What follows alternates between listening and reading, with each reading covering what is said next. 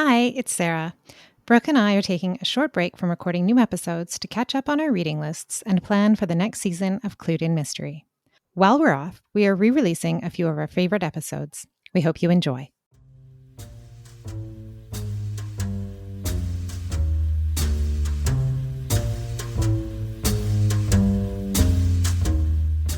Welcome to Clued in Mystery. I'm Sarah. And I'm Brooke, and we both love mystery.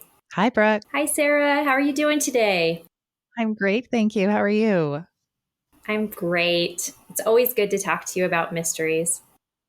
I can't wait. And today we're talking about a bit of a departure from what we've been talking about in previous episodes. We're talking about mysteries on TV today. That's right. Yeah. So not only is mystery one of the most popular genres in books, it's also one of the top picks for television viewers. Some of the longest running TV series ever reside in the category. Some examples are Poirot, Columbo, Murder, She Wrote, Midsomer Murders, Law and Order, The X-Files, and Doctor Who. Only soap operas beat mystery in the list of longest running series. The very first mystery show to hit TV was called Telecrime. It was a British drama series by the BBC and started in 1938 and initially ran for just 1 year due to the beginning of World War II. But it resumed again in 1946 for a total of 17 episodes. It was one of the first multi-episode drama series ever made, and it also was one of the first TV dramas written specifically for television, not adapted from a theater or radio presentation. It was a whodunit crime drama, and it honored the notion of fair play that we've discussed before because it showed the viewer enough evidence in each episode to solve the crime themselves if they were paying close enough attention. Unfortunately, all 17 episodes have been lost to time because the show aired live and technology to preserve live shows had not been perfected. The crime dramas we love today are still based on that classic whodunit style detailed in Telecrime, and then made world famous in the boom of the 1950s and 60s with popular shows such as Dragnet, Policewoman, and I Spy. Honestly, when we start to think about all the TV mysteries we've loved over the years, the list seems endless and ever-growing. In fact, the 2020s are proving to be a time of renaissance for mystery TV. A recent article by Crime Reads listed their favorites from 2022, and Sarah and I had to admit that we hadn't heard of most of them, letting us know that we will never run short of great mystery shows to watch. Just like the subgenres of mystery books we've discussed over multiple episodes of the podcast, the topic of TV mysteries will surely stretch into many conversations. But today, we'll share some of our all-time favorite shows, what we've enjoyed watching lately, and talk about what we think makes a great TV mystery series. Oh, thanks for that, Brooke. I had never heard of Telecrime before, and I'm so disappointed that no episodes remain because it sounds like it was pretty neat. So recorded live, written specifically for TV. It was probably, yeah. I had never heard of it either and was very impressed because I think that my television history is a little skewed because I couldn't believe that there were television shows being produced in 38 and 39. So, really fascinating. And as you say, like the list of excellent mystery shows is quite long. And I was thinking about this. There's kind of like when I'm reading, I also do a bit of mood watching, right? So sometimes I'll watch something that I know is like a little bit over the top, a little bit campy, but it's, not going to be too heavy. And then sometimes I'll choose to watch something that is, a little grittier and there's a lot that viewers can choose from. And just like when you're reading books, there's kind of something for everyone, I think. Definitely. Yeah. And hits a lot of the same subgenres that we've talked about, right? You know, there's the spies, there's the police procedurals, there's the medical mysteries. They're definitely, or like you say, more the cozy, campy mysteries. There's just really so much variety. And I was thinking that, you know, with the soap operas actually outliving, some of the soap operas are 50 or 60 years running, but there are a lot of those drama elements in those long running mystery series as well. So I think that where those two um, genres intersect, where you have maybe the overarching story involved with mystery as well, is where you have those series that are just enduring and become favorites for years and years. I was reflecting on this a little bit about kind of what I watch versus what I read, and there is definitely some overlap, but there are some things that I watch more of rather than read. So like the heavier, grittier stuff, I will watch that more than I will read that. Um, and I think domestic thrillers, I tend to be more comfortable reading rather than watching, although um, I have watched some, and certainly if I've read the book, then you know, if there's a series based on it or a movie, then I'll watch that. But I probably watch more of the lighter, cozier, campier shows than read, which I think is really interesting. It is interesting. I think that I have similar patterns. It's funny because I can remember as a really young kid, my dad always watched the show Quincy, which was actually aired in Canada first, and then it came to the US. And it was kind of like an early House. You know, it was a It was forensic, medical, right? yeah, like a forensic. He was a maybe a coroner or a medical examiner, and there was these mysteries that he was solving the way the person died. And I don't know if it's because I watched those so young with him, or if it's just a matter of taste, but I will really get into like a forensic TV mystery, but that's not something that I would pick up as a book. So I Mm. can see some of those preferences in myself as well. I feel like I do probably more TV shows that are also set in the courtroom, like a Law and Order, or another show I liked a lot was The Practice, more so on TV than I would read in books as well. So that's really interesting the way we kind of divide those up. It is interesting, and I smiled when you were talking about your dad watching Quincy. So um, I remember my dad watched Magnum PI Mm-hmm. when when that came out. So that was, I think, in the early '80s, right? Um, it's been a long time, but I don't know if I could watch an episode of that now because of the way that television mystery has evolved. Like revisiting some of those older shows, I think we have some nostalgia for, but I'm not sure if they stand the test of time. And I have to say, I haven't watched a Magnum PI episode, so maybe it does stand the test of time. And they did reboot it, I think, but I didn't watch any of the reboot. It definitely, I think Magnum PI was probably the first of the television mysteries that I was exposed to. Well, it's funny you should say that because, you know, when all the streaming opportunities came along, a series that I was just absolutely in love with. I was probably too young to be watching it, but because Moonlighting is the series, and it ran from 85 to 89. So that put me in like fifth, sixth grade when it came about. And of course, it's like there's like a lot of like romantic tension going on. But anyway, I loved it. I loved the banter. I loved the mysteries. Um, and so when the streaming opportunities came along in the last few years, I'm like, this is awesome. I can rewatch Moonlighting. This is going to be great.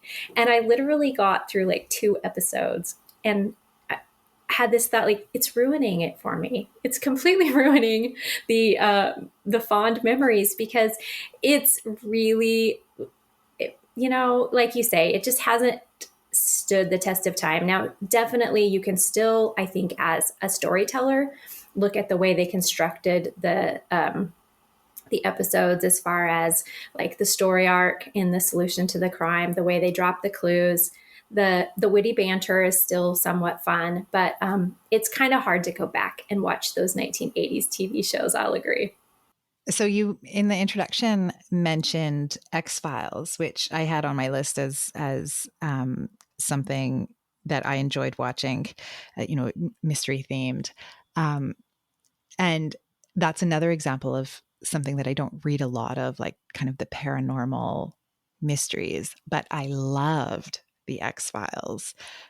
Partly, I think, because it was filmed in Vancouver. The first few seasons rather, were filmed in Vancouver, and I will watch almost anything that's filmed in Vancouver. So I was in high school, I think, when that came out, and I just absolutely loved it.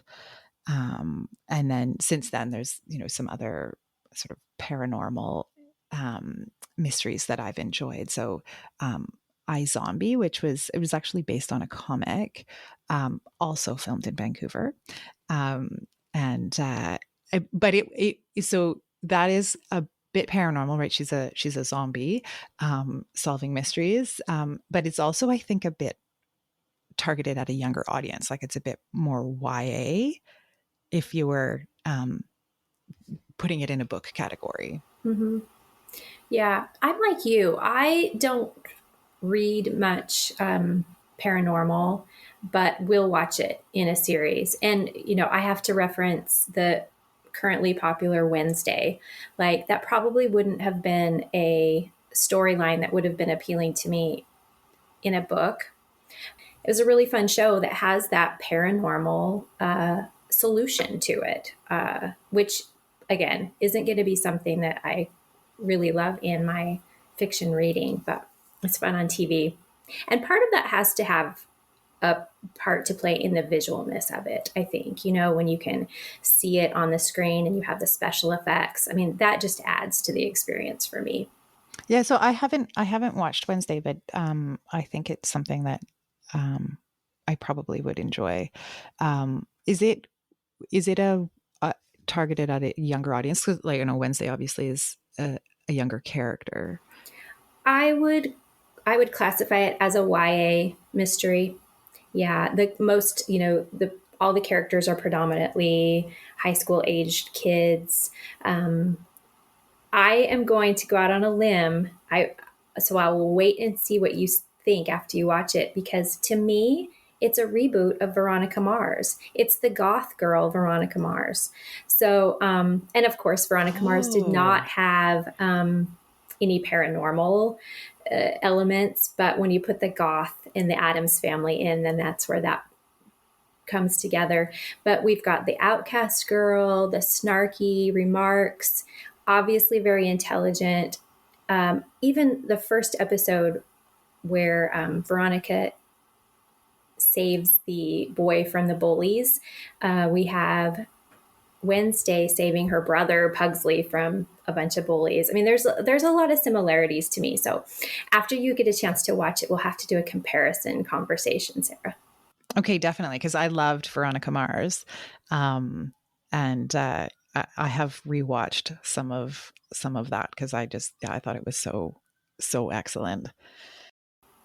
Did you end up watching in 2019? They did a reboot, and Kristen Bell was in it apparently, but I have not watched it. Have you watched the new season? Yes. Yeah, it was good. So it's set about a decade after the third of the original seasons, or maybe it's a decade after the movie. I can't remember. Um, but yeah, I did watch that. And I looked up because I wasn't sure if Veronica Mars was based originally on books or if it was, written for TV. And I think it was written for TV, but there were a couple of books that were written by the show creator as part of he considers them canon, Nice. as part of the show. So I haven't read those books, but I might go back and maybe start Veronica Mars again, and then read the books, kind of where he thinks they belong. But yeah, I definitely, Veronica Mars is one of my favorite of the mystery TV shows. Yeah, and I feel like much like I feel like we're in a little bit of a mystery renaissance right now with film and TV. I feel like that was also a kickoff of another one. It brought a lot of kids into the genre because it was, in my opinion, probably one of the first YA mystery shows. I don't remember anything before where the sleuth was a teenager on television. I mean, I guess we have Scooby Doo, which I reference probably too often, but I think that it really brought a whole new generation into the idea of amateur sleuths and solving crimes. So it was a great series. Yeah, I think you're probably right. And you know, Veronica Mars is a bit of a um, evolution from Nancy Drew, Yes, right? very true. Um, and I know there was a Nancy Drew TV show a couple of years ago, but but it might not have been the first. I'm sure there was other Nancy Drew um, TV TV episodes, but I'm not sure. I only watched actually one or two of the more recent version, and I can't remember why that was. But I think there's also a Hardy Boys show, but I haven't seen that. And I think we should do at some point a whole episode on Nancy Drew and Hardy Boys. One show that I wanted to mention was a show called Da Vinci's Inquest. So it's a medical, no, sorry. Um, so it's a coroner investigating deaths, and it's actually based on an actual coroner. So again, it's set in Vancouver. It's filmed in Vancouver, and yeah, the series was done by CBC, which is our national broadcaster. And I don't know. I actually didn't get a chance to look up to see if it's available on streaming, and it may be streaming outside of Canada because I think there's often some different different options depending on where you're living. Um, but I really enjoyed that. So it was in the, I'm going to say late 90s, early 2000s that it was on. And uh, so in real life, this coroner ran for mayor and became the mayor of Vancouver.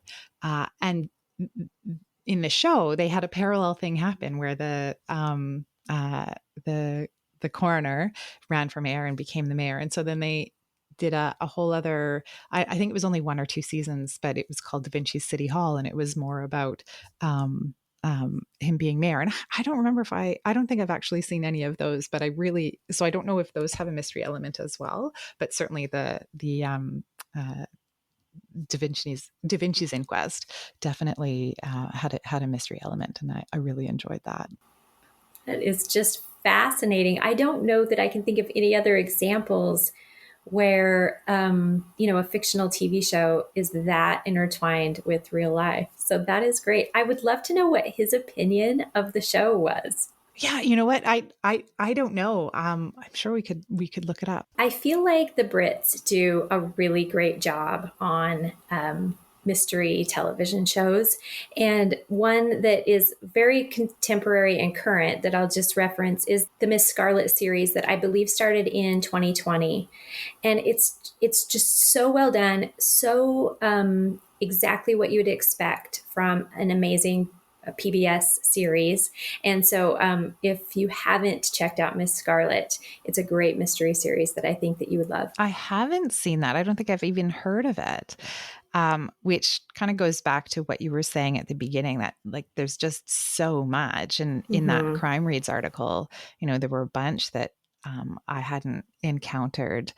But I agree. I think there's some really great shows that come out of the UK.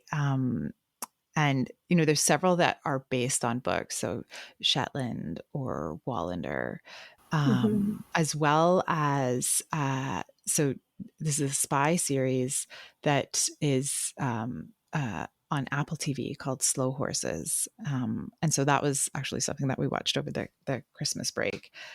Was the second season of that, and I think it's excellent.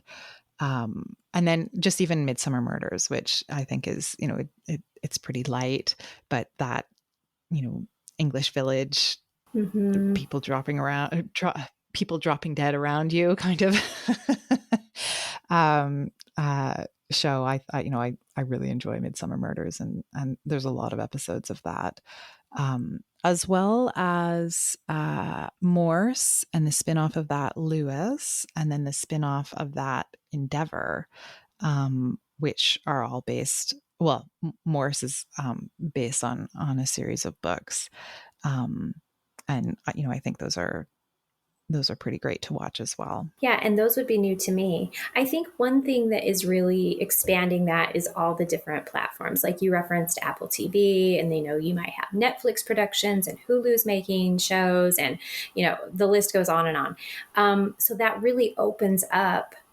writers and producers to make all these different series. So the smorgasbord is there for the taking. It's no wonder that we haven't heard of some of these, because it's growing by leaps and bounds. Oh, totally. It's hard as a viewer to keep up with it. I mean, I only have so much time that I can sit down and watch something anyway, right? But and another example of that is Only Murders in the Building. Yes, which I finally get to partake in because I have officially got my Hulu subscription. So that is something that I actually thought I was going to start over Christmas break, but it's still coming, and I cannot wait. I've seen the first episode, and it's going to just be fantastic. I can tell so many things come down to characters for me, and the three of them as an ensemble cast just seems great. Yeah, I think you'll love it, and I look forward to talking about it with you, because that, I think, if I had to pick, would probably be one of my favorite of the kind of more recent um, series that's been released. I think, yeah, it's excellent, and I hope that there's going to be another season, because as you say, the three of them, they do so well together. And I love the idea of bringing back some of these, classic actors, people who maybe haven't been, Martin Short and Steve Martin maybe haven't been doing TV for many, many years. And then in bringing them back in something like this and having it be such a success, it's just kind of heartwarming. Yeah, I agree. I agree. I have one other recommendation, and this is spy, in the spy genre, and also comes out of the UK, and that is Spooks. And I can't remember. I think in the UK it may have aired as MI5, but over here it was available to stream as Spooks, I think. And so it is, as the name suggests, about spies, and so it's that international spy thriller and spycraft, and it's largely set domestically, but there's obviously some international characters who are involved, and I really enjoyed that. Yeah, that sounds great. You are our spy mystery expert on the show, because you really know a lot about that genre and also international mysteries. So that sounds really good. And I thought I would just cap off by bringing up the woman in the window across the street from the girl in the window. So we have this spoof on the genre, which I and we also have Kristen Bell coming back from her Veronica Mars days. I thought it was a really, really fun show. I loved the way that it poked fun at the genre, at some of the tropes that really are pretty worn out. And so that was a lot of fun. But I have to admit, and I won't make any spoilers here, but I have to admit that I hated the ending. I don't know what else to say because I don't want to spoil it. Yeah, I'm trying to remember. So I reluctantly watched this because I thought, "Ugh, I love the mystery genre so much. I don't want to watch something that is making fun of it." So it was with some reservation that I watched it, but I actually loved it. I thought it was just the right amount of poking fun at the genre. And there was a mystery element. And so, you know, it Mm-hmm. was, it, it was really, really well done. And I'm trying to remember what the conclusion was. So maybe I'll have to rewatch it so that I can, so that we can have that conversation. Because that is one of my problems, is that I so rarely retain what the solution to whatever I've watched or whatever I've read is. I remember enjoying the experience of watching or reading, but I don't always remember what the solution was, which means that I can go back and rewatch things that I really enjoyed and enjoy them again. That's what I was going to say. I don't think it's a drawback because we're able to rewatch or reread because we've lost that. Somewhere along the line, I'll usually think, "Oh, I kind of think we watched a movie last weekend and I said, I think I've seen this before." And so my husband offered, "Well, we can turn it off." And I'm like, "No, no, it's okay. I'm still I'll be able to still enjoy it." And I did. And it still surprised me. Yeah. Yeah. No, I have the same experience. I think it's a fallout from consuming a lot. You know, if I only watched one movie a month or whatever, or read one book a month, or it may, but we consume a lot of mysteries, Sarah. So I think that is a side effect of that. I agree. Well, Brooke, thank you so much for this great conversation. It was so much fun to talk about TV mysteries that we've enjoyed. Yeah, and I think that this will be the first in many conversations. Maybe we'll pick a genre or pick a time era and do a little deeper dive into TV sometime, Sarah. That sounds great. So thank you everyone for joining us today on another episode of Clued in Mystery. I'm Brooke. And I'm Sarah, and we both love mystery. Clued in Mystery is produced by Brooke Peterson and Sarah M. Stephen. Music is by Shane Ivers at silvermansound.com. Visit us online at cluedinmystery.com or social media at Clued in Mystery. If you liked what you heard, please consider subscribing, leaving a review, or telling your friends.